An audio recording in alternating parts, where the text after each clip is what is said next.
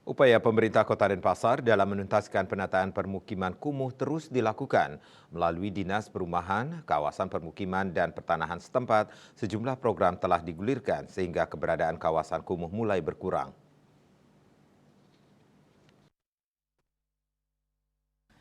Saat ini masih ada 3 lokasi yang ada kawasan kumuhnya, yakni Karya Makmur, Pemecutan Kaje, serta di kawasan TPS Wung. Targetnya akhir tahun ini sudah bisa ditangani. Kadis Perkim Denpasar Igede Cipta Sudewa mengatakan pihaknya akan terus melakukan penuntasan kawasan kumuh yang ada di Denpasar. Hanya saja kawasan kumuh tersebut lebih banyak yang menjadi kewenangan privat. Namun dengan inovasi yang digagas Dinas Perkim, pihaknya tetap berusaha untuk melakukan penataan. Dikatakan kawasan kumuh di Denpasar pada tahun 2024 ini berada di 2 kecamatan, yakni Denpasar Utara yang berada di Karya Makmur dan Desa Pemecutan Kaje, sedangkan di Denpasar Selatan yang berlokasi di sekitar TPA Swung. Kedua kawasan ini menjadi target melakukan pelaksanaan siap selem yang dilakukan oleh masing-masing admin di 2 wilayah itu. Asmara Putra, Bali Pos.